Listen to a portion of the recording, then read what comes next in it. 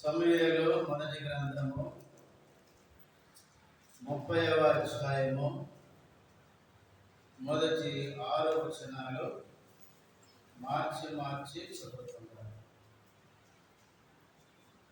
దావీదును అతని జనులను 3వ దినమున సిక్లగునకు వచ్చింది. అంతలో అమాలేకీయులు దండెత్తి దక్షిణ దేశం మీదను సిక్లగు మీదను పడి వచ్చి దానిని కబళించి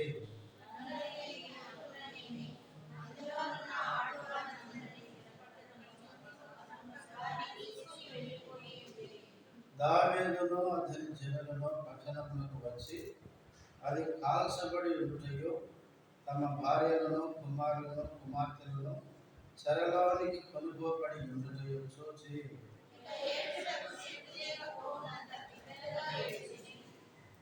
యజ్రెయేలీయురాలైన అహీనోయము కర్మెలీయుడైన నాబాలు భార్య అయిన అబీగయీలు అను దావీదు ఇద్దరు భార్యలను చెరలోనికి కొనుగోబడగా చూసి మిక్కిలి దుఃఖపడెను. మరియు తమ కుమార్తెలను బట్టి జనులందరికీ ఆనందించినందున వారు చెప్పుకొనగా దావీదు తన దేవుడైన యెహోవాను బట్టి ధైర్యము తెచ్చుకొనెను. ప్రార్థన చేసుకుందా.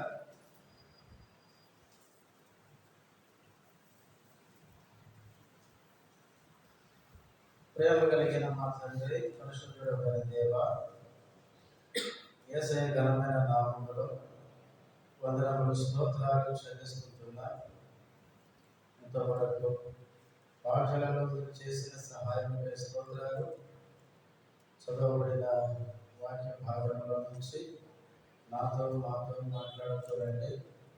మీ వాక్యము మాకు అర్థమయ్యే రీతిగా మాకు బోధించండి.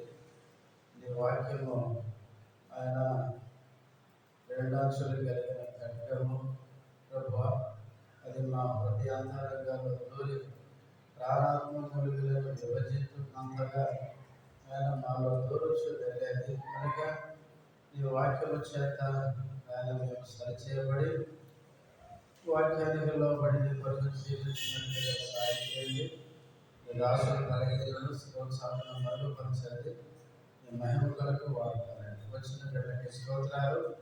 ఇంకెవరైనా వస్తుంది నడిపించున్నాము. యేసు క్రీస్తు నామములో స్తుతించి ప్రార్థిస్తున్నాము తండ్రి, ఆమేన్.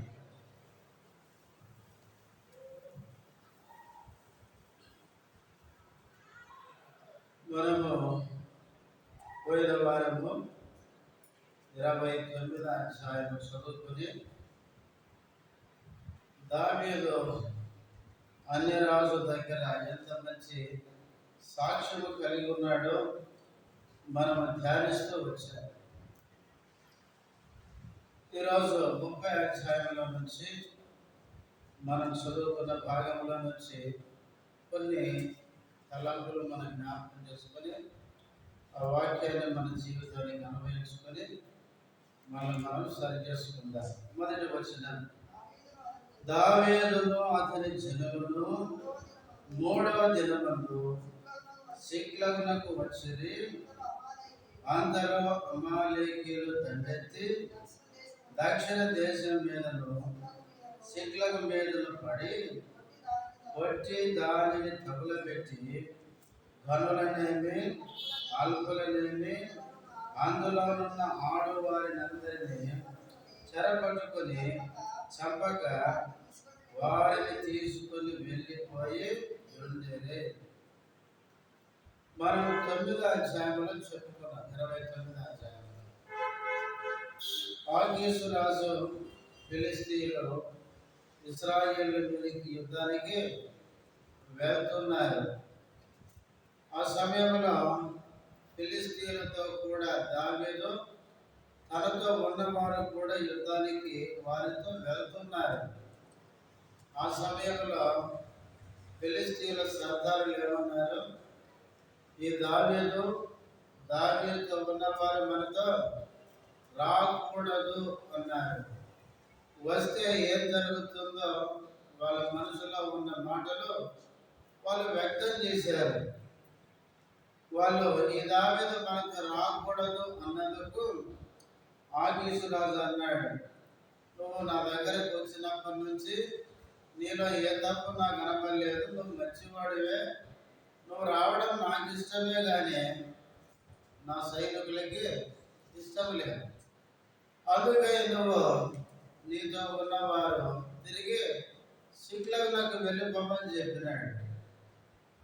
ఇప్పుడు దావీదుతో ఉన్నవారు బయలుదేరి సిక్లగుకు వచ్చేసరికి ఎన్నో దినం ఏంటంటే మొదటి వచనంలో 3వ దినం అందు అని చదువుతారు.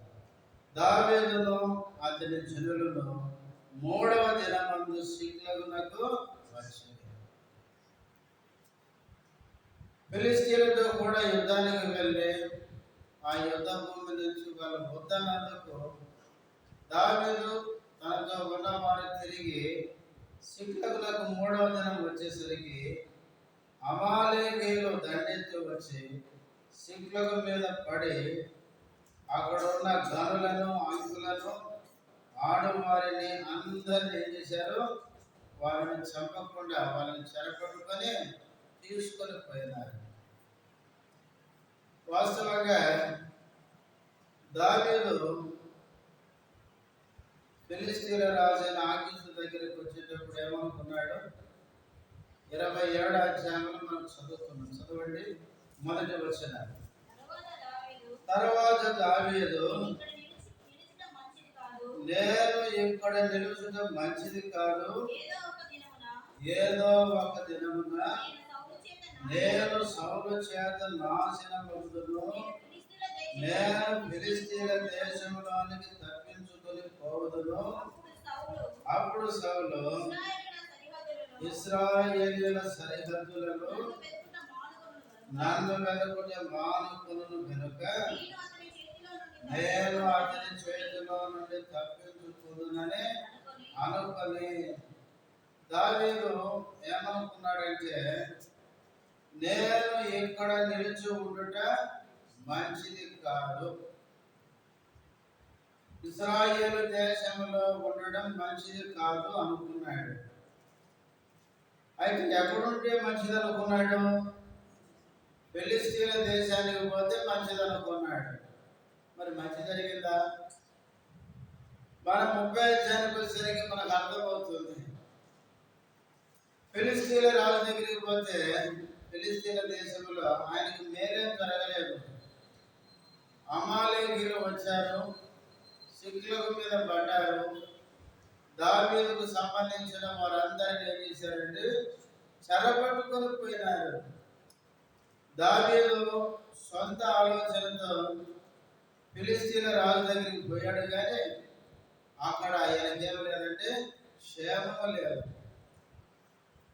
మనం ఎప్పుడూ ఒకటి గుర్తుపెట్టుకోవాలి, మన సొంత ఆలోచనతో ఏదైతే మనం చేస్తామో అది మనకు మేలు కాదు, అది మనకు క్షేమము కాదు, అది మనకు నష్టమే. చూడండి, సామెతల గ్రంథం 3వ అధ్యాయం, మనకు తెలిసిన మాటే గుర్తు చేసుకుందాం. 5వ వచనం. నీ స్వబుద్ధిని ఆధారము చేసుకునక నీ పూర్ణ హృదయంతో యెహోవా యందు నమ్మిక ఉంచుము, నీ ప్రవర్తన అంతటి యందు ఆయన అధికారమునకు ఒప్పుకొనుము, అప్పుడు ఆయన నీ త్రోవలను సరళము చేయును. ఇక్కడ సొలొమోను ఏమంటున్నాడంటే, నీ స్వబుద్ధిని ఆధారం చేసుకోక, మన సొంత బుద్ధి, సొంత జ్ఞానము, సొంత ఆలోచనలు కొన్నిసార్లు మనల్ని తప్పుదారికి తీసుకొని పోతాయి. మన సొంత ఆలోచనలు, సొంత జ్ఞానము కొన్నిసార్లు మనకు నష్టాన్ని తెచ్చిపెడతాయి. అందుకనే స్వబుద్ధిని ఆధారం చేసుకోవద్దు. నీ పూర్ణ హృదయంతో ఎవరిని నమ్మాలి? యెహోవాను నమ్మాలి. ఇంకా 6వ వచనంలో అంటాడు, నీ ప్రవర్తన అంతటి యందు ఆయన అధికారానికి ఒప్పుకోను. మనం ఎలా ప్రవర్తించినా ఆ ప్రవర్తన అంతా దేవుని ఆధీనంలో ఉండాలి. ఆయన అధికారం చెంది ఉండాలి. ఆయన పొమ్మంటే పోవాలి, ఆయన చేయమంటే చేయాలి. అప్పుడే మనకు క్షేమం, ఆశీర్వాదం. మన సొంత బుద్ధి, సొంత ఆలోచనతో వెళ్ళినట్లయితే అది మనకు నష్టం. చూడండి, ఇదే సామెతల గ్రంథం 14వ అధ్యాయం. సామెతలు 14వ అధ్యాయము 12వ వచనం. ఒకరి ఎదుట సరైనదిగా కనబడు మార్గం కలదు, అయితే తుదకది మరణమునకు త్రోవ తీయును. కొన్నిసార్లు మనం వెళ్ళే మార్గం, మనం వెళ్ళే త్రోవ మనకు ఎట్లా కనపడుతుందంట? సరిగానే అనిపిస్తుందంట. నేను వెళ్తున్నది, నేను చేస్తున్నది సరి అయితే అనిపిస్తుంది. అంటే మనకు అనిపించిందంతా సరి అయిందని అనుకోకూడదు. కొన్నిసార్లు మనం సరైన మార్గంలో వెళ్తున్నట్టు అనిపిస్తుంది, కానీ తొదకి అది మనకు మరణం, నష్టాన్ని తీసుకుని వస్తుంది. ఇదే సామెతల గ్రంథం 16వ అధ్యాయం. దీనికి దగ్గర మాట చూడండి, 25వ వచనం. ఒకని మార్గం వాని దృష్టికి యథార్థముగా కనపడును, అయినను తుదకు అది మరణమునకు చేరును. ఒకని మార్గం వాని దృష్టికి ఎట్లుంటదంట? సరైనదిగానే అనిపిస్తుందంట. అందుకనే మన ఆలోచనలు, మన ఉద్దేశాలు మనకు సరిగానే అనిపిస్తుంది, చివరికి అది మనకు నష్టాన్ని తీసుకుని వస్తుంది. దావీదు జీవితంలో అదే జరిగింది. దావీదు ఏమనుకున్నాడంటే, నేను ఇక్కడ ఉండడం మంచిది కాదు అంటే అర్థం ఏంటంటే, ఇక్కడి నుంచి ఫిలిస్తీన్ల రాజైన ఆకీషు దగ్గరికి పోతే మంచిది అనుకున్నాడు, అక్కడికి పోతే మేలు అనుకున్నాడు, మంచిది అనుకున్నాడు. కానీ అక్కడికి పోయిన తర్వాత అక్కడేం జరిగిందంటే, అక్కడ నష్టం జరిగింది. నష్టము ప్రియులారా, మన ఉద్దేశాలు, మన ఆలోచనలు, మన సొంత తలంపులు అనేటివి మనకు నష్టాన్ని తీసుకొని వస్తాయి. అందుకనే ప్రభువు నమ్మిన తర్వాత మనం ఏ చిన్నది చేసినా కూడా మనము దేవుని ఆలోచన తీసుకోవాలి. అందుకే దావీదు ఇక్కడ నష్టపోయినాడు కాబట్టి తర్వాత ఆయన కొన్నిసార్లు ప్రార్థన చేసినాడు. ఏమని చూడండి, 143వ కీర్తన, 143వ కీర్తన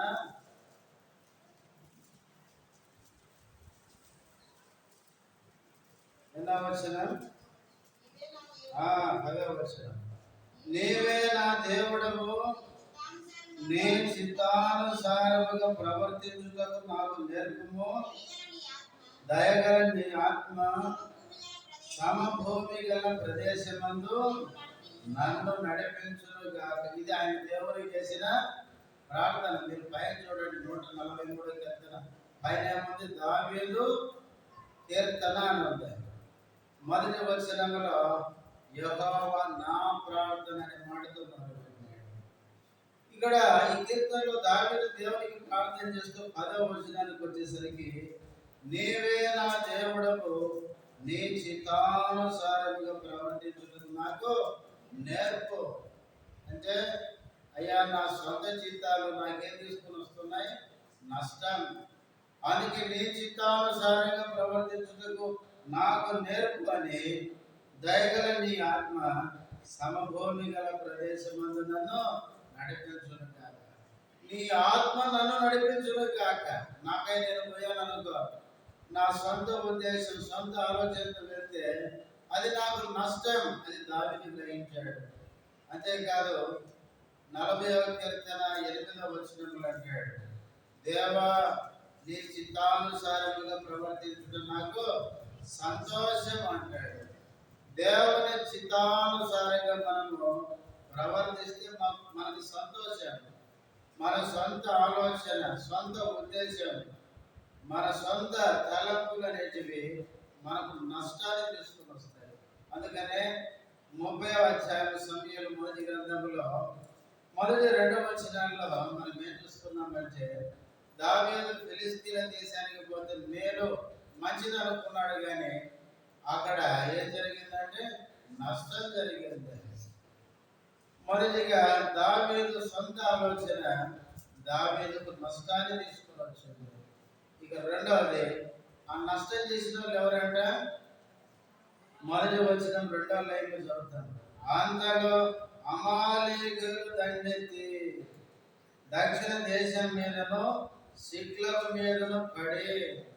ఎవరైనా దావీదుకి నష్టం చేసింది? అమాలేకీయులు.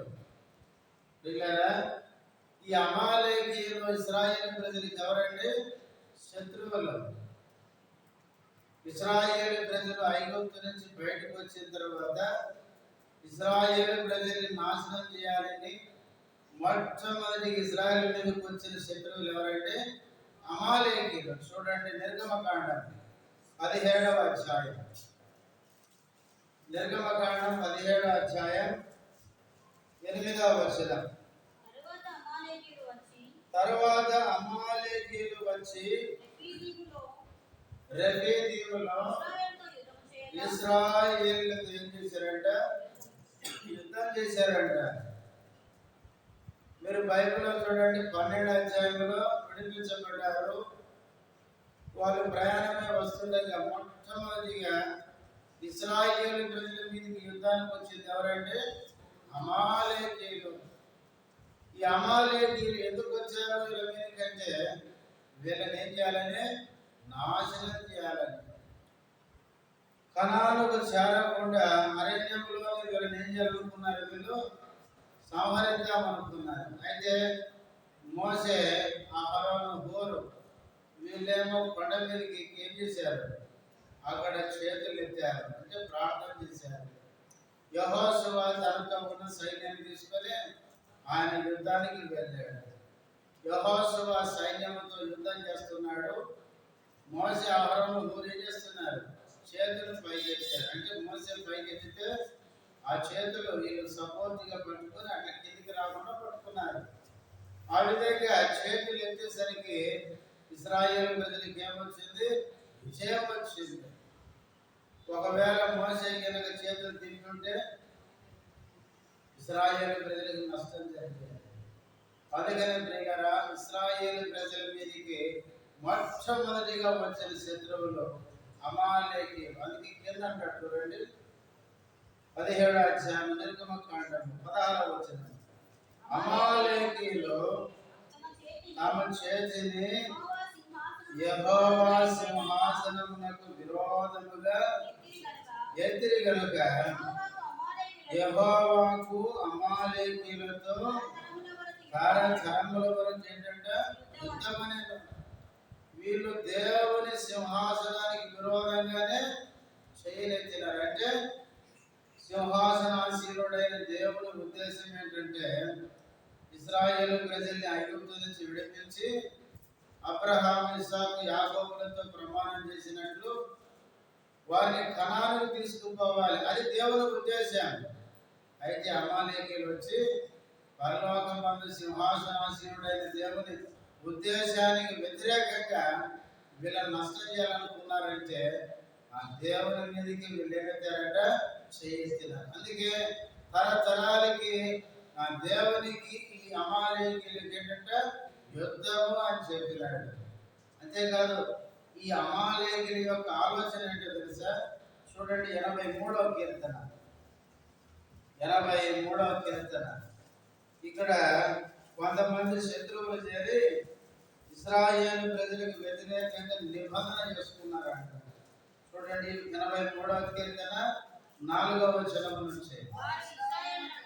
వారు ఇశ్రాయేలును పేరు ఈగల జ్ఞాపకము రాకపోయినట్లు జనముగా ఉండకుండా వారిని సంహరించడం రెండని చెప్పుకొనుచున్నారు. ఏక మనసుతో వారు ఆలోచన చేసుకుని ఉన్నారు. నేను విరోధముగా నిబంధన చేస్తున్నారు. ఇక్కడ కొంతమంది ఏకమై దేవుని ప్రజలని ఇశ్రాయేలు ప్రజలకు విరోధంగా ఏం చేసుకున్నారంట? నిబంధన చేసుకున్నారంట.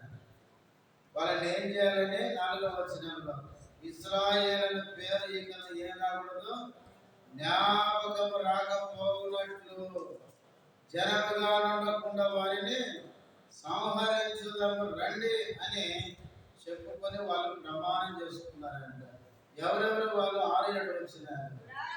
గుడారపు వాసులైన ఏదోమీయులను, ఇష్మాయేలును, మోయాబీయులను, అగ్రీయులను, గెబాలు వారును, అమ్మోనీయులను, ఈ పేరు చూడండి, అమాలేకీయులు. ఇక్కడ కొంతమంది శత్రువులు ఇశ్రాయేలు పేరు భూమి మీద ఉండకుండా వారిని నాశనం చేయాలని వీళ్ళు యాగమయ్యారు. వాళ్ళలో ఎవరున్నారంటే అమాలేకీయులు ఉన్నారు. ఈ అమాలేకీయుల యొక్క ఆలోచన ఏంటంటే ఇశ్రాయేలు పేరే భూమి మీదే కాదు ఉండకూడదు, వాళ్ళని నాశనం చేయాలి. అదే వీళ్ళ ఆలోచన.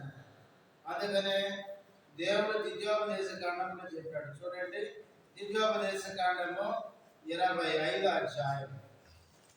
దేవుడు మోషే ద్వారా ఏం చెప్పాడంటే వీళ్ళ గురించి 25వ అధ్యాయము 17వ వచనం నుండి, మీరు ఐగుప్తులో నుండి వచ్చుచుండగా మార్గమున అమాలేకీయులు నీకు చేసిన దానిని జ్ఞాపకము చేసుకును. అతడు దేవునికి భయపడక మార్గమున నీకు ఎదురుగా వచ్చి నీవు ప్రయాసపడి అలసి ఉన్నప్పుడు నీ వారిలో నీ వెనుకనున్న బలహీనులందరినీ వీళ్ళు ఏం చేశారంట? హతము చేసెను.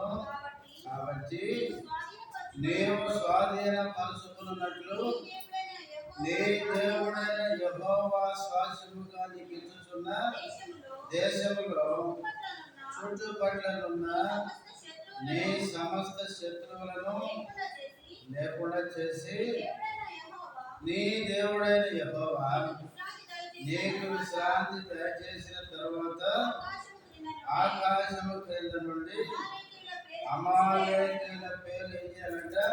తుడిచివేయవలెను. ఇది మర్చిపోవద్దు. దేవుడు మోషే ద్వారా ఇశ్రాయేలు ప్రజలకు చెప్తున్న మాట, ఇశ్రాయేలు ప్రజలారా మర్చిపోవద్దు. ఏం మర్చిపోవద్దు? అమాలేకీయుల పేరే లేకుండా తుడుపు పెట్టాలి. మీరు కనానుకు వెళ్ళి కనానులో ఉన్న వారిని ఎలగొట్టి ఆ దేశాన్ని మీరు స్వాధీనం చేసుకున్న తర్వాత అమాలేకీయులందరినీ మీరేం చేయాలి? నాశనం చేయాలి, తుడుపు పెట్టాలి. ఎందుకు? పైన చెప్తున్నాడు, ఐగుప్తులో నుంచి వస్తుండగా అమాలేకీయులు మీకు ఏం చేశారో నాకు జ్ఞాపకం ఉంది. దేవుడు మర్చిపోడు. దేవుని పిల్లలకి శత్రువులు ఏం చేస్తారో అది దేవుడు గుర్తుపెట్టుకుంటాడు. అందుకే జ్ఞాపకం ఉందని కింద అంటాడు. వాళ్ళు ఏం చేశారంట? వాళ్ళు దేవునికి భయపడక మార్గాన ప్రయాణం చేసేటప్పుడు అలసిపోయి బలహీనంగా ఉండి వెనక ఉంటారు. చూడండి, ఆ వెనకబడిన వారిని ఏం చేశారంటే వీళ్ళు హతం చేశారంట. అందుకనే అమాలేకీయులను, ఇశ్రాయేలు ప్రజలారా మీరేం చేయాలంటే వాళ్ళని తుడుపు పెట్టాలి, వాళ్ళను నాశనం చేయాలి అని చెప్పినాడు. చెప్పిన తర్వాత దేవుడు అమాలేకీయులను తుడుపు పెట్టే ఉద్దేశంతోనే సమూయేలు గ్రంథం 15వ అధ్యాయంలో దేవుడు మొదటి రాజైన సౌలుకి ఆ మాట చెప్పినాడు. చూడండి, సమూయేలు మొదటి గ్రంథం 15వ అధ్యాయం మొదటి నుంచి చూడండి. ఒకానొక దినమున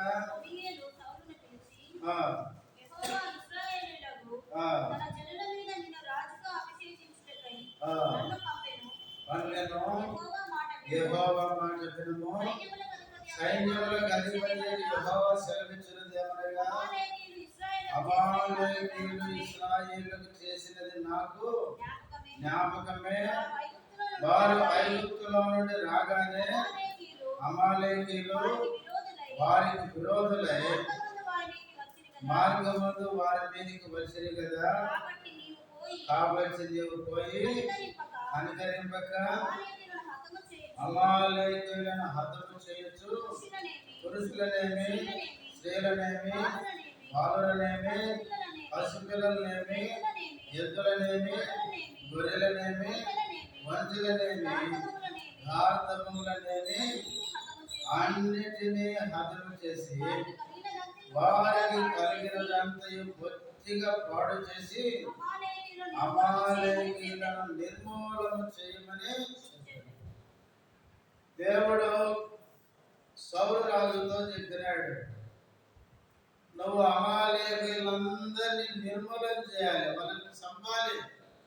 ఎందుకంటే ఐగుప్తు నుంచి మీరు వచ్చుచుండగా మార్గ మధ్యలో మీకు నష్టం చేసిన సంగతి నాకు జ్ఞాపకమే. కాబట్టి వాళ్ళని నిర్మూలన చేయాలంటే సౌలు ఏం చేశాడండి? అమాలేకీయులను చంపలేదు పూర్తిగా. ఆ రోజే కనుక నిర్మూలన చేసి 30 అధ్యాయంలో ఏం జరిగేది కాదు. దావీదు మీదికి వచ్చేటోళ్ళు ఎవరు లేరు కాదు. సౌలే కనుక 15వ అధ్యాయంలో దేవుడు చెప్పిన మాట విని అమాలేకీయులందరినీ నిర్మూలన చేసి ఉంటే 30 అధ్యాయంలో దావీదు మీదికి వచ్చి సిక్కులను తగలబెట్టి ఆ భార్య, ఆ పిల్లలు, వాళ్ళ ఆస్తి అంత చెరపెట్టుకుని పోయే అవకాశం వాళ్ళకు ఉండేది కాదు. దావీదుకి ఎంత నష్టం జరగడానికి కారణం సౌలు చంపాలని చెప్పినప్పుడు సౌలు నిర్లక్ష్యం చేశాడు. అందుకనే ఆ మిగిలిన అమాలేకీయులు ఇప్పుడు వచ్చి ఇక్కడ నష్టం చేసినారు. ఆ తర్వాత ఎస్తేరు గ్రంథానికి వెళ్తే హామాను అనేవాడు ఉన్నాడు. హామాను ఎవరు తెలుసా? అమాలేకీయుడే. అందుకే యోధులందరినీ ఒక దినం మంది ఏం చేయాలనుకున్నాడు? చంపాలని. సౌలే చంపింటే దావీదు నష్టాన్ని కానీ, ఆ ఎస్తేరు గ్రంథంలో యూదులకు నష్టం కానీ, ఇదంతా నష్టం చేయడానికి వాళ్ళకి అవకాశము ఉండేది కాదు. పిల్లరా, దేవుడు సౌలు అమాలేకీయులందరినీ చంపమని దేవుడు చెప్తే ఆ రోజు చంపలేదు. కాబట్టి ఈరోజు దావీదుకు నష్టం జరిగింది. ఎస్తేరు గ్రంథంలో యూదులందరికీ నష్టం కలిగించాలనే అవకాశం హామానుకు దొరికింది. కానీ ప్రేమ కలిగిన దేవుడు హామాను ఏదైతే ప్లాన్ చేశాడో దానికి ఉల్టా ఏం చేశాడు? దేవుడు కార్యం చేశాడు. దేవునికి భవిష్యత్తు తెలుసు, రేపు జరిగేది తెలుసు, వచ్చే సంవత్సరం జరిగేది తెలుసు. అందుకే దేవునికి ఏముందంటే పూర్ణాలయం అంటారు కదా, అంటే ముందు జరగబోయే సంగతులు ముందే దేవునికి తెలుసు. ఒక సేవకుడు అన్నాడు, ఎస్తేరు గ్రంథంలో ఆమెవరు వస్తీని దేవుడు తొలగించి ఆ స్థానంలో ఎస్తేరు ఎందుకు పెట్టాడంటే 2వ అధ్యాయంలో దేవుడు ఎస్తేరుని పెట్టడానికి కారణం 3వ అధ్యాయంలో హామాను వస్తాడని దేవునికి తెలుసు. ఈ హామాను అనేవాడు వచ్చి యూదులందరినీ చంపడానికి ప్లాన్ చేస్తాడని దేవునికి ముందే తెలిసి హామాను యొక్క ఆలోచనలు చెడగొట్టడానికి దేవుడు ముందే రాజు దగ్గర ఎవరు పెట్టారండి? ఎస్తేరుని పెట్టినాడు. దేవుడు భవిష్యత్తు ఎరిగిన వాడు. దేవుని పిల్లల క్షేమాన్ని కోరి దేవుడు ముందుగానే ఏం చేస్తాడు? కొన్ని ఆయనే ప్లాన్ చేస్తాడు అన్నమాట. కాబట్టి ఇక్కడ మనం గమనించేది ఏంటంటే దావీదుకి నష్టం చేసిన వాళ్ళు ఎవరంటే అమాలేకీయులు. ఈ అమాలేకీయులు ఎవరంటే ఇశ్రాయేలు ప్రజలకి శత్రువులు. లోకంలో మనకు 3 శత్రువులు ఉన్నారు. ఎవరా 3 శత్రువులు? 1 అపవాది. పేతురు రాసిన మొదటి పత్రిక 5:8లో మీ శత్రువైన అపవాది గర్జించు సింహం వలె ఎవరిని మృంగుదునా అని తిరుగుతున్నాడు అంట. 1 అపవాది మన శత్రువు, 2వది లోకం మనకు శత్రువు. యోహాను మొదటి పత్రిక 2వ అధ్యాయం 15వ వచనంలో మనం చదువుతాము, లోకమునైనను లోకములో ఉన్నవాడినైనను ప్రేమింపకుడి, ప్రేమిస్తే దేవుని ప్రేమ వారిలో ఉండదు అన్నాడు. యాకోబు పత్రిక 4:4లో వ్యభిచారులారా ఈ లోక స్నేహము దేవునికి వైరమని మీరు ఎరగరా? ఎవరు లోకాన్ని స్నేహిస్తారో వారు దేవునికి శత్రువు అన్నాడు. అంటే లోకం అంటే దేవునికి పడదు, లోకం అంటే దేవుని పిల్లలకు కూడా పడదు. ఎందుకంటే ఈ లోకములో నుంచే మనల్ని ఏం చేశాడు దేవుడు, మనం ప్రత్యేకపరుచుకున్నాడు. యోహాను సువార్త 15వ అధ్యాయంలో అదే చెప్తాడు. యేసు ప్రభు చనిపోయే ముందు ఏం చెప్తాడంటే శిష్యులకి 16వ అధ్యాయం చివరి వచ్చిన 33లో, లోకములో మీకు శ్రమ కలుగును అన్నాడు. ఎందుకంటే ఆల్రెడీ ఆ లోకము నన్నేం చేస్తుంది, నన్ను ద్వేషించింది. లోకము యేసు ప్రభును ద్వేషించింది, లోకము యేసుని సిలువేసింది. అందుకే లోకము నన్ను ద్వేషించింది కాబట్టి లోకములో నుంచి మిమ్మల్ని ఏర్పాటు చేసుకున్నాను కాబట్టి ఆ లోకం కూడా మిమ్మల్ని కూడా ద్వేషిస్తారు.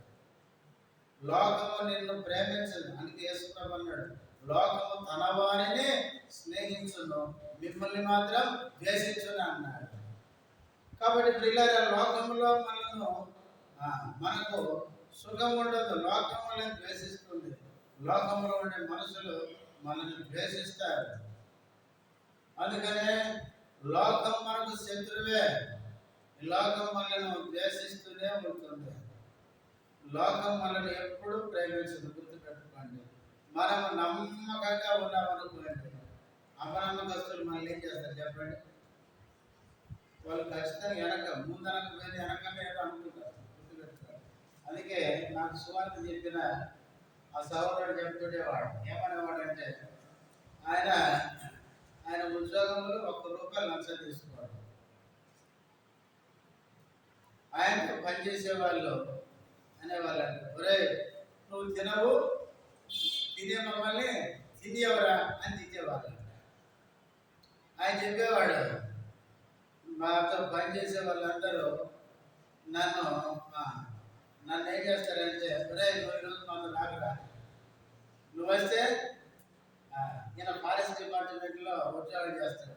ఎవరన్నా కట్టెలు చెక్కలు ఏం దొరికి అనుకోండి, ఈయనేం చేస్తాడు, బెదిరిస్తాడు. ముందు ఈ పని చేయొద్దు కదా, ఇట్లా చేస్తే నీ మీద కేసు అవుతుంది అని అంటే, సార్ అంటే సరే ఇంకొకసారి చేయకండి, సరే పోండి అని చెప్తాడు. ఆయన దయచేసి వదిలేస్తాడు. ఈ అనుకునేటోళ్ళు, ఆయన తోడేటోళ్ళు అంటారు, రైట్ ఏదో వదిలిపెడితే వచ్చేది రాకుండా పోతుంది కాబట్టి అంత కేసు పైన ఏదో తీసుకుందామని వాళ్ళు ప్లాన్ చేస్తారు. అప్పుడు పోలీసారి అంటే అప్పుడు వెనక్కి వచ్చి, అరే నువ్వు తినవు, నువ్వు తిండివరా, నువ్వు ఎందుకుంటా మాతో ఉండేదని ఆయన తెచ్చేవాళ్ళ. లోకం అనేది మనం యథార్థంగా నమ్మకంగా ఉంటే లోకస్తులు ద్వేషిస్తారు. లోకం మనకు శత్రువు, అపవాది శత్రువే, లోకము మనకు శత్రువే. మూడవది మన శరీరమే మనకు శత్రువు. అందుకే పౌలు అంటాడు ఏమని, శరీరానికి ఆత్మ, ఆత్మకి శరీరము విరోధం అన్నాడు గలతీ పత్రికలో. శరీరం అంటే ఆత్మకు పడదు. ఆత్మ ఏమంటది, దైవికంగా ఉండాలంటది. శరీరం ఏమంటది, మరి నా కోరికలు ఎట్లా అంటది. శరీరం ఊరుకోదు. అర్థమైందా? యేసు ప్రభు నమ్మిన తర్వాత ఈ రెండు ఉంటాయి. యేసు ప్రభు వచ్చేంత వరకు ఉంటాయి. శరీరం ఏమంటదంటే, నేను ఉండేది పొందేది కొద్ది కాలం, నన్ను అనుభవించకుండా ఎందుకు నన్ను ఇబ్బంది పెడతావు అని మాట్లాడుతుంది. అది ఊరుకోదు. శరీర ఆలోచనలు జరగకపోతే అది చాలా విలువ పట్టుకుంటుంది. కానీ ఆత్మ అంటది, 4 రోజులు ఉండే నువ్వు నీ ఇష్టానుసారంగా నీ కోరిక నెరవేర్చుకుంటే నిత్యం ఉండేది నేను, నన్ను నిత్యాంగిలోకి పంపిస్తావా, దూరమే అంటారు. వీటి రెండుకి పడదు. ఇలా మన శరీరం మనకు శత్రువు. అందుకే పౌలు అన్నాడు, అయ్యో నేనెంత దౌర్భాగ్యుని, ఇట్టి మరణమునకు లోనకు ఈ శరీరం నుండి నన్ను ఎవడు విడిపించును. రోమా 7:24 అంటాడు. కాబట్టి మన శరీరమే మనకు శత్రువు. అమాలేకీయులు అనేది మన శరీరానికి వాళ్ళు సాధించారు. ప్రియులారా, అమాలేకీయులను సౌలు చంపలేదు కాబట్టి ఈరోజు అదే అమాలేకీయులు ఏం చేశారంటే దావీదుకు కీడు చేశారు. అలాగే మన శరీరము అనే అమాలేకులు గినక చంపకపోతే మన శరీరమే మనకేం చేస్తుంది? మనకు కీడు నష్టం చేస్తుంది. అందుకనే మన శరీరాన్ని ఏం చేయాలి? చంపాలి. ఎట్లా చంపాలి? ఎట్లంటే ఆత్మ చేత శరీరాన్ని చంపాలి. చూడండి, రోమపత్రిక 8వ అధ్యాయం 13వ వచనం. రోమీయులకు రాసిన పత్రిక 8:13. మీరు శరీరానుసారముగా ప్రవర్తించిన యెడల చావవలసిన వారై ఉందురు కానీ ఆత్మ చేత శరీర క్రియలను చంపిన యెడల జీవించదు. ఆత్మ చేత శరీర క్రియలను ఏం చేయాలి? చంపాలి. శరీర క్రియలను ఎట్లా చంపుతామంటే ఎట్లా చంపుతుంది చెప్పండి? ఆత్మానుసారంగా మనము నడుచుకున్నప్పుడు.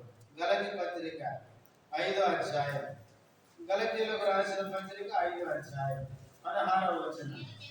నేను చెప్పున్నది ఏమనగా ఆత్మానుసారముగా నడుచుకున్నది, అప్పుడు మీరు శరీరాచను నెరవేర్చరు. శరీరాచను నెరవేర్చకుండా ఉండాలి అంటే ఆత్మను అనుసరించాలి. మనలో రెండు పనిచేస్తుంటాయి. ఒక పక్క శరీరం ఉంటుంది, ఒక పక్క ఆత్మ ఉంటుంది, మధ్యలో ప్రాణం ఉంటుంది. ఈ ప్రాణం మీద ఈ రెండు పనిచేస్తుంటాయి. ఆత్మ అనేది ప్రాణమా నా మాట వినంటది, శరీరం అనేది ప్రాణమా నా సంగతి ఏంటంటది. ఇప్పుడు క్రికెట్ ఆడేటప్పుడు ఒక గ్రౌండ్ అవసరం కదా, అట్లా ఈ రెండు ఆడుకోవడానికి ప్రాణం అవసరం. దానికి మధ్యలో ఈ ప్రాణాన్ని బట్టి అవి రెండు పనిచేస్తూ ఉంటాయి. మన ప్రాణం కనుక ఆత్మ వైపు మొగ్గు చూపితేనేమో శరీర ఇచ్చలు చచ్చిపోతూ వస్తాయి. ఈ ప్రాణం కనుక శరీరాన్ని కనుక అనుసరిస్తే మాత్రం, శరీరానుసారంగా ప్రవర్తిస్తే ఆత్మీయంగా మనము చచ్చిపోతాం. అందుకనే ప్రియులారా, అదే పౌలు చెప్తున్నాడు, శరీరానుసారముగా ప్రవర్తించిన యెడల మీరు చచ్చిన వారై ఉందురు. అయితే ఆత్మ చేత శరీర క్రియలను చంపాలి. గలతీ 5:16 కూడా చెప్తున్నాడు, నేను చెప్పున్నది ఏమనగా ఆత్మానుసారంగా నడుచుకోండి. మనలో ఉన్న ఆత్మను అనుసరించి నడుచుకుంటే శరీర ఇచ్చలు నెరవేర్చం. కానీ చాలా మంది ప్రభువు నమ్మి రక్షణ పొంది కూడా శరీరానుసారంగానే పోతున్నారు. ప్రియారా, శరీరానుసారంగా పోతే బైబిల్ చాలా ప్రమాదం ఉంది. ఈ శరీరం అనేది, శరీర కోరికలు అనేటివి మన ఆత్మీయ జీవితానికి ఎంతో డ్యామేజ్ చేస్తాయి, గుర్తుపెట్టుకోండి. అందుకని మనం చాలా జాగ్రత్తగా ఉండాలి. మనము ఆత్మానుసారంగా నడుచుకోవాలంటే ఆత్మకు లోబడాలి. మనము ఆత్మకి ఎంతగా లోబడతామో అంతగా ఆత్మ చేత నింపబడతాము. ఆత్మ చేత నింపబడము అంటే అర్థం ఏంటంటే ఆత్మ యొక్క స్వాధీనంలోనికి రావడం. కాబట్టి ప్రియులారా, మనము ఆ రోజు అమాలేకీయులను చంపకపోవడాన్ని బట్టి ఈరోజు దావీదుకు వారు నష్టం చేశారు. ఈ అమాలేకీయులు మన శరీరాన్ని చూపిస్తుంది. మన శరీరము, శరీర ఇచ్చను మనం చంపుకోకపోతే వాళ్ళు కనపడకున్నట్టే ఉండి దావీదు మీద అటాక్ చేసినట్లే ఒకానొక దినాన్ని మన శరీరం మన మీద ఏం చేస్తుంది? దాడి చేస్తుంది, మనకు నష్టం చేస్తుంది, కీడు చేస్తుంది. అందుకనే ప్రియులారా, మనము మన శరీరాన్ని, శరీర ఇచ్చలను మనము చంపాలి. ఇది ఎన్నోది? రెండవది. మొదటిది, దావీదు సొంత ఆలోచనతో ఫిలిష్తీయుల రాజు దగ్గరికి వెళ్ళాడు. మంచి జరుగుతుందని వెళ్ళాడు, కానీ తనకు నష్టము జరిగింది. అలాగే మన ఆత్మీయ జీవితంలో మన సొంత ఆలోచనలతో, సొంత ఉద్దేశాలతో మనం ఏదైనా చేస్తే అది మనకు నష్టాన్ని తీసుకొని వస్తుంది. రెండవది, ఆ నష్టం చేసిన వాళ్ళు ఎవరంటే అమాలేకీయులు. అమాలేకీయులు ఇశ్రాయేలు ప్రజలకు శత్రువులు. అమాలేకీయులు మన శరీరాన్ని చూపిస్తుంది కనుక మనం కూడా మన శరీరాన్ని చంపకపోతే అమాలేకీయులు దావీదుకు నష్టం చేసినట్లే మనకు కూడా మన శరీరం నష్టం చేస్తుంది. ఇది రెండవది. మూడవది చూడండి, సమూయేలు మొదటి గ్రంథం 30వ అధ్యాయం 3వ వచనం 4వ వచనం. దావీదును అతని జనులను పట్టణములకు వచ్చి అది కాల్చబడి ఉండుటయు తమ భార్యలలో కుమారులను కుమార్తెలను చెరలోనికి కొనుక్కోబడి ఉండుటయు చూచి ఇక ఏడ్చుటకు శక్తి లేకపోవనంత బిగ్గరగా ఏడ్చిరి. ఇప్పుడు చూడండి 3వ వచనంలో దావీదు అతని జనులు సిక్లగు పట్టణానికి వచ్చినారు. వచ్చేసరికి అంత ఏమైపోయింది, కాల్చబడిపోయింది. అంటే అంత బుక్కైపోయింది, అంత బూడిదైపోయింది. ఎప్పుడైతే కాలిపోయిన ఆ సిక్లగు చూశారో ఇప్పుడు 4వ వచనంలో ఇక ఏడ్చుటకు ఏమి లేదంటే శక్తి లేకపోవనంత బిగ్గరగా ఏడ్చాడంట. పరిశుద్ధాత్మ దేవుడు ఈ మాట రాయించాడంటే నిజంగా వాళ్ళకి ఎంత దుఃఖం అనిపించిందో. అందుకే బక్షి గారు ఇదే మాటను తీసుకొని ఆయన ఒక పుస్తకంలో రాసినాడు. దావీదు సమస్తమును సంపాదించుకున్న బుక్ ఆయన రాసిన బుక్ ఉంది. అందులో బక్షి గారు రాసిన ఇదే కాడికి వచ్చినప్పుడు ఆయన రాసిన ఈ మాట, ఆడవాళ్ళు ఏడైనా ఏడుస్తారు, మగవాళ్ళు ఏడుస్తున్నారంటే దానికి చాలా పెద్ద కారణం ఉంటుంది. ఆడవాళ్ళు అంట రైల్వే స్టేషన్లో ఏడుస్తారంట, ఎయిర్పోర్టులో ఏడుస్తారంట, వీధిలో ఏడుస్తారంట, షాప్ కాడ ఏడుస్తారంట, ఎక్కడైనా ఏడుస్తారంట. మగవాళ్ళు అయితే వాళ్ళు ఎక్కడ పడితే అక్కడ ఏడవడదు. ఒక ఆయన అన్నాడు, అన్న నా కొడుకుని బాగలేక సీరియస్గా ఉంటే అందరి ముందు ఏడవలేక బాత్రూమ్ వెళ్ళిపోయి ఏడుస్తున్నాను. ఏం చేస్తాడు ఆయన, బాత్రూంలోకి వెళ్ళి తల్లు పెట్టుకొని నాకు చెప్పాడంటే నీ కొడుకు బ్రతికితే బ్రతకచ్చు, లేకపోతే ఏమో చెప్పలేమనేసరికి తట్టుకోలేకపోయినాడు. ఇక కొడుకు మీద ఉన్న ప్రేమతో ఆయన దుఃఖం ఆపుకోలేక వెంటనే దగ్గర బాత్రూంలోకి తల్లు పెట్టుకొని లోపల కూర్చొని చాలాసేపు ఏడుచుకొని తర్వాత సింక్లో పొంగడుకొని బయటకు వచ్చాడంట. పురుషులు ఏడుస్తున్నాడంటే దానికి ఎంత బలమైన కారణం ఉంటుంది. కాబట్టి దావీదు తనతో ఉన్నవారు వాళ్ళు మామూలు వ్యక్తులు కాదు, వాళ్ళు బలమైన యోధులు. అట్లాంటి వాళ్ళు ఏడు పెట్టాడు, శక్తి లేనంతగా అంత బిగ్గరగా ఏడ్చారంట. పిల్లరా, వాళ్ళు అంత ఏడుపు ఏడ్చినారు. ఎందుకు ఆ ఏడుపు వచ్చింది అంటే దానికి దావీదు యొక్క సొంత ఆలోచనే ఇప్పుడు ఎక్కడ తీసుకుని వచ్చింది, అంతగా ఏడవడానికి కారణమైంది. పిల్లరా, మన సొంత ఆలోచనలు అనేటివి చివరికి మనకి ఏం తీసుకుని వస్తాయి, ఏడుపుని తీసుకొని వస్తాయి. మీకు బైబిల్లో చూడండి, యాకోబు అన్నను మోసగించాడు, తండ్రిని మోసగించాడు. ఏశావు చంపాలనుకున్నప్పుడు ఏమైనాడంటే మామగారింటికి పారిపోయినాడు. పారిపోయేటప్పుడు అప్పుడు కొంత దూరం వచ్చినప్పుడు అక్కడ చీకటి పడింది. అక్కడ ఉన్న రాళ్ళలో ఒకటి తీసుకుని తలగడగా చేసుకున్నాడు, పడుకున్నాడు.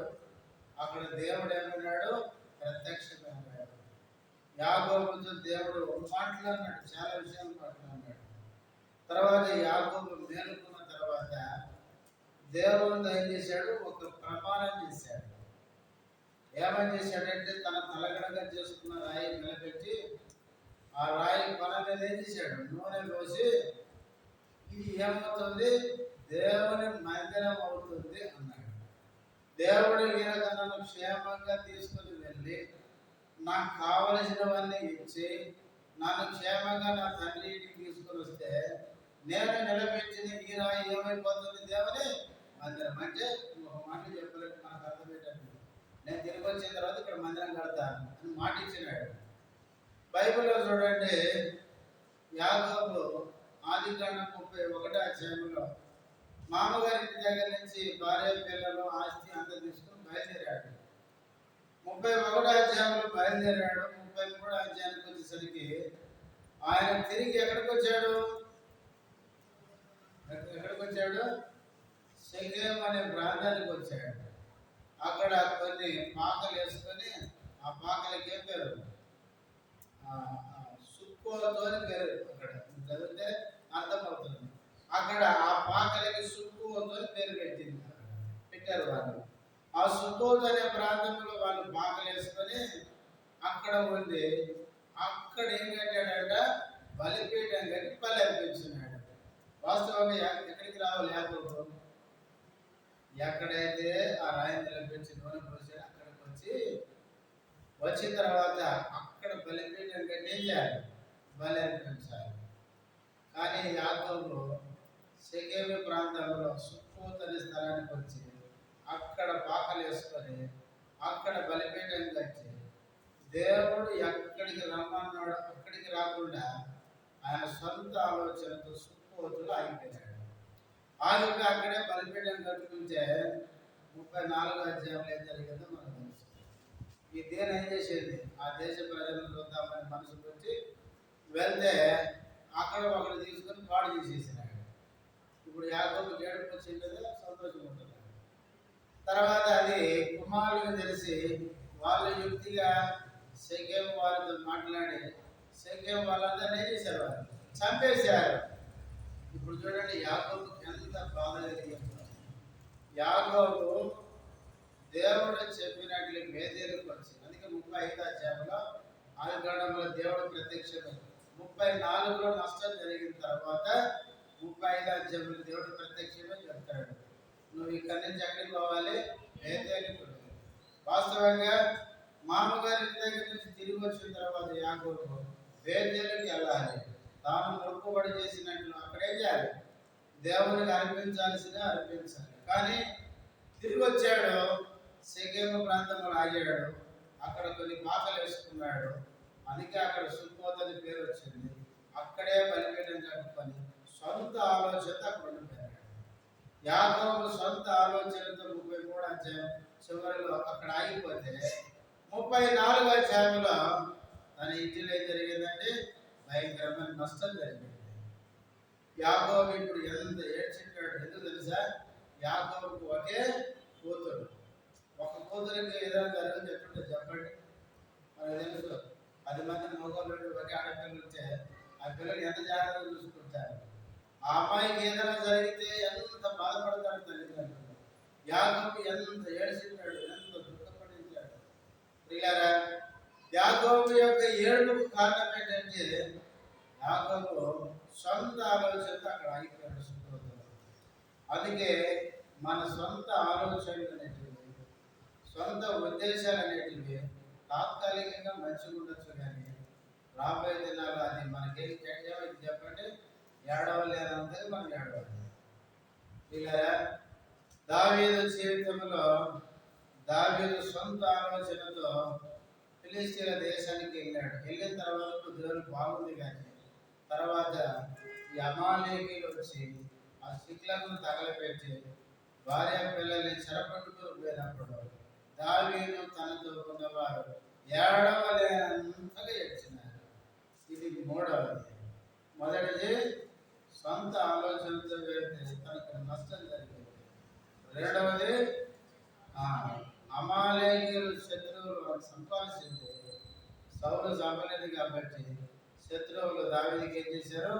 కీడు చేశారు. మూడవది ఆ కీడును చూసి దావీదు తన వారు ఏడవలేనంతగా ఏడ్చారు. తర్వాత సమూయేలు మొదటి గ్రంథం 30వ అధ్యాయం 6వ వచనం, దావీదు మిక్కిలి దుఃఖపడెను మరియు తమ కుమారులను బట్టి కుమార్తెలను బట్టి జనులకు అందరికీ ప్రాణము విసికినందున రాళ్ళు రవి దావీదును చంపుదము రండని వారు చెప్పుకునగా చాలా. ఇప్పుడు చూడండి, దావీదుకి ఎంత నష్టం అంటే ఆల్రెడీ భార్య పిల్లలు ఏమైనారు, శత్రువులు తీసుకుపోయినారు. వాళ్ళు వేసుకున్న గుడారాలను ఏమైనా కాల్ చేసినారు. దాన్ని చూస్తే ఈయన తట్టుకోలేనందుకు ఏడుస్తుంటే, ఇప్పుడు తనతో ఉన్న వాళ్ళు ఏం చేస్తున్నారు? దీని అంతటి కారణం ఎవరు? నువ్వు చేయబట్టి దావీదు నువ్వు ఏం చేస్తున్నారు? రాళ్ళు తీసుకొని దావీదును కొట్టి చంపాలి అనుకుంటున్నారు. దావీదుకి ఎంత నష్టం చూడండి, ఎంత నష్టం. పిల్లరా, దావీదుతో ఉన్నవారే దావీదుకు వ్యతిరేకంగా మాట్లాడి దావీదును చంపాలి అని ఆలోచిస్తున్నారు. మన జీవితంలో మనము దావీదు వలె సొంత ఆలోచనతో పోతే దావీదు కలిగిన నష్టాలు మనకు కూడా కలుగుతాయి. అందుకే దేవుడు ఇవన్నీ బైబిల్లో రాయించున్నాడు. నాలుగవదిగా తనతో ఉన్న వారి తనకేమైనారు? శత్రువులు అయిపోయినారు. రాళ్ళు తీసుకుని దావీదుని నువ్వే, ఇదంతా జరగడానికి కారణం నువ్వే. అక్కడ ఉన్నాడు ఉన్న యొక్క తెచ్చి ఇక్కడ బాగుంటుంది తెచ్చావు, ఇక్కడికి వస్తేమైంది, ఎంత నష్టం జరిగింది, దీనికి కారణం నువ్వే అని రాళ్ళు తీసుకుని కొట్టాలనుకుంటున్నారు. అయితే చివరికి చూడండి ఈ మాట, 6వ వచనం చివరిగా మాట చదవండి. దావీదు తన దేవుడైన యెహోవాను బట్టి ధైర్యం తెచ్చుకోలేదు. ఇది ఎంత మంచి మాట. ఇలాంటి పరిస్థితిలో కూడా దావీదు ఏం తెచ్చుకున్నాడంట? ధైర్యం తెచ్చుకున్నాడు. ఎవరిని బట్టి? తన దేవుని బట్టి. అంటే దావీదు ఇప్పుడు ఎవరి దగ్గరికి వస్తున్నాడు చెప్పండి? దేవుని దగ్గరికి వస్తున్నాడు. ఆ దేవుని మీద ఆధారపడుతున్నాడు. ఆ దేవుని బట్టి అంటే దావీదు నా దేవుడు ఉన్నాడు, ఇలాంటి పరిస్థితుల్లో కూడా నాకు సహాయం చేస్తాడన్న నమ్మకంతో ఆయన ధైర్యం తెచ్చుకున్నాడు. ఇలా మన జీవితంలో కూడా దావీదు వల్ల కొన్నిసార్లు సొంత ఆలోచనతో వెళ్ళి మన ఆత్మీయ జీవితంలో ఎంతో నష్టాన్ని పొందినప్పటికీ పొందిన నష్టాన్ని బట్టి మనం తొలగిపోవలసిన అవసరం లేదు. మన దేవుని బట్టి మనం ఏం తెలుసుకోవాలి? ధైర్యం తెలుసుకోవాలి. మన దేవుని బట్టి మనం బలము తెలుసుకోవాలి. అందుకే దావీదు జీవితంలో దావీదు ఒకసారి అంటాడు, చూడండి 56వ కీర్తన, త్వరగా ముగిద్దాం. 56వ కీర్తన 3వ వచనం. నాకు భయము సంభవించు దినమున నిన్ను ఆశ్రయించుచున్నాను. దేవుని బట్టి ఆయన వాక్యమును కీర్తించెదను. దేవుని యందు నమ్మిక ఉంచి ఉన్నాను, నేను భయపడను. శరీరదారులు నన్నేమి చేయగలరు? 3వ వచనంలో నాకు భయము సంభవించు దినమున ఎవరిని ఆశ్రయించుచున్నాను? నిన్ను ఆశ్రయించుచున్నాను. దావీదు కష్టములో ఉన్నప్పుడు, ఎటు తోచని పరిస్థితుల్లో భయములో ఉన్నప్పుడు దేవుణ్ణి ఆధారం చేసుకున్నాడు. దేవుని బట్టే ఆయన ధైర్యం తెచ్చుకున్నాడు. కీర్తనలు 27వ కీర్తన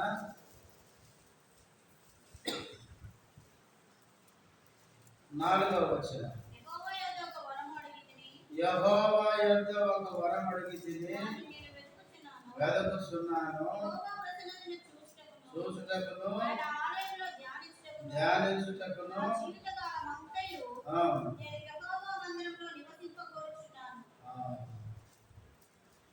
14వ వచనం చదువమ్మా.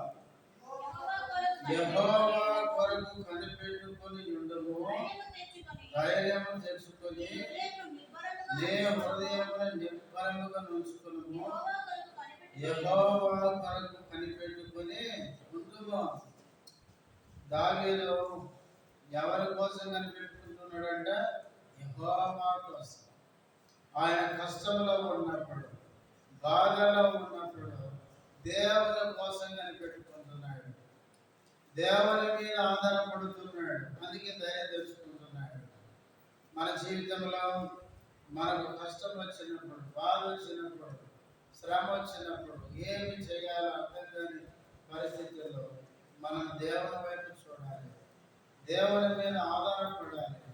దేవా నువ్వు తప్ప నాకు వేరే దిక్కు ఆధారం లేదని ఆయన మీద ఆధారపడితే తప్పక దేవుడు సహాయం చేస్తాడు. దేవుడు మనకు ధైర్యాన్ని ఇస్తాడు. 62వ కీర్తన మొదటి వచనం. నా ప్రాణము దేవుని నమ్ముకొని మౌనముగా ఉన్నది, ఆయన వలన నాకు రక్షణ. చూడండి, నా ప్రాణం ఎవరిని నమ్ముతుంది? దేవుని నమ్ముతుంది. దావీదు కష్టం వచ్చినప్పుడు దేవుని మీద ఆధారపడేవాడు, దేవుని నమ్ముకునేవాడు. ఎందుకంటే 2వ లైన్లో ఉంది, ఆయన వల్ల నాకు ఏం దొరుకుతుంది? రక్షణ. 5వ వచనం కూడా కింద, నా ప్రాణమా దేవుని నమ్ముకొని మౌనముగా నుండును, ఆయన వల్లనే నాకు ఏం దొరుకుతుంది? నిరీక్షణ. పిల్లరా, రక్షణ, నిరీక్షణ. దేవుని నమ్మితే ఆయన రక్షిస్తాడు, ఎలాంటి పరిస్థితిలో నుండి పైకి ఇస్తాడు.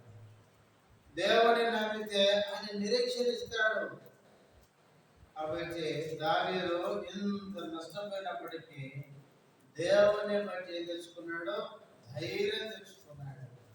దేవుని పిల్లలంగా కొన్నిసార్లు మనం అజ్ఞానంగా, తెలివి తక్కువగా, సొంత ఆలోచనతో కొన్నిసార్లు మనం వెళ్ళి కొన్నిసార్లు నష్టపోతుంటాం. నష్టాన్ని చూసి మనము దిగులు పడద్దు, కష్టాన్ని చూసి కృంగిపోవద్దు.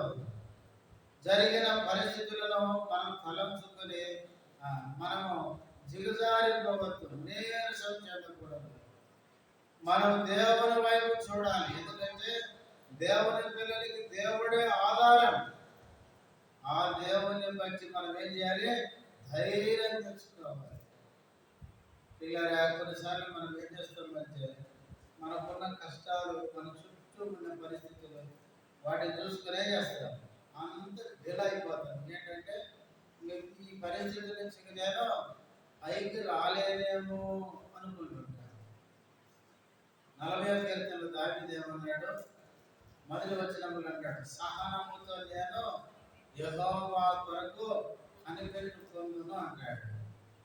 కిందికి వచ్చేసరికి ఆయన ఎక్కడున్నాడు అంటే, నాశనకరమైన వంట, జిగట గల దొంగ ఊపి. ఆయన పడిన స్థలం ఏంటంటే ఇంకా నాశనమే. జిగట గల దొంగ ఊపి అంటే అర్థం ఏంటి తెలుసా? అడుగున కాళ్ళకి ఏం దొరకదు, పట్టు దొరకదు. ఏమంటారు? బాటం లెస్ అంటారు చూడండి. అంటే అడుగున ఏమంటారు? కాళ్ళకి పట్టు లేకపోతే మనిషి ఎక్కడ పైకి వస్తాడు? ఒక ఊపిరి ఇరకపోయినాడు, పైకి రావాలంటే కాదు, అడుగున పట్టు దొరకాలి. కానీ కాలు గట్టికి దొరుకుతుంది, ఇంకో లోపలికి పోతున్నాడు.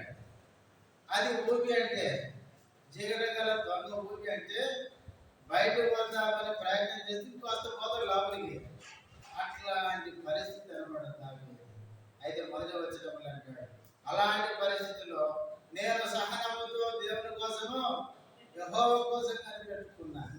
కనిపెట్టుకుంటే కింద అంటాడు, నాశనకరమైన గుంటలో ఉంది, జిగట గల దొంగ ఊపిలో నుండి నన్ను పైకి ఎత్తి బండ మీద నా పాదాలు స్థిరపరిచాడు. నువ్వు ఎలాంటి పరిస్థితి అంటే, ఇక నేను రాలేను పైకి, ఇక నాశనమే నా జీవితం, ఇక నన్ను పైకి వచ్చే పరిస్థితి లేదు అంటే, ఇక నిరీక్షణ లేదు అనుకున్న పరిస్థితిలో కూడా దేవుడు అలాంటి పరిస్థితి నుంచి కూడా పైకి తీయ శక్తి మాత్రం. అందుకనే పిల్లల దావీదు ఫిలిష్తీయుల ప్రాంతానికి వెళ్ళాడు, చాలా నష్టపోయాడు. అయితే చివరికి దేవుని బట్టి తెచ్చుకున్నాడు, ధైర్యం తెచ్చుకున్నాడు. కనుక మన జీవితంలో వచ్చే పరిస్థితులను బట్టి మనం ఎప్పుడూ కలిగిపోవాలి. దేవుని మీద ఆధారపడితే మనం ఉన్న స్థితిలో నుంచి ఆయన పైకి తీసుకుని వస్తాడు. మనం 5 విషయాలు చెప్పుకున్నాం. ఒకటి, దావీదు సొంత ఆలోచనతో ఫిలిష్తీయుల ప్రాంతానికి వెళ్ళాడు, సిక్లగ్ ఇస్తే పోయాడు అక్కడికి. కానీ సొంత ఆలోచనతో పోతే అక్కడ మేలు అనుకున్నాడు, కీడు జరిగేది. రెండవది, కీడు చేసిన వాళ్ళు ఎవరంటే అమాలేకీయులు, ఇశ్రాయేలు ప్రజలకు శత్రువులు. వాస్తవంగా సౌలును చంపమని చెప్తే చంపలేదు కాబట్టి ఇప్పుడు కీడు చేసినారు. అట్లాగే మన శరీరం అనే ఈ శత్రువులు మనం చంపకపోతే చివరికి మన శరీరమే మనకు కీడు చేస్తుంది.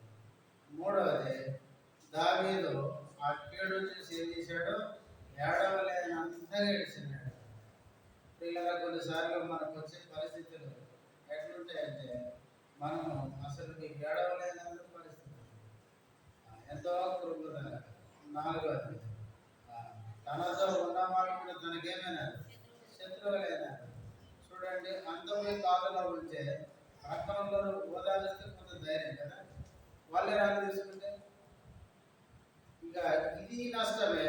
ఇప్పుడు వీళ్ళు కూడా నష్టం చేస్తామంటే ఎంత బాధ. నాలుగవదిగా, తనతో ఉన్న వాళ్ళు కూడా తనకు వ్యతిరేకమే రాళ్ళు తీసుకున్నారు.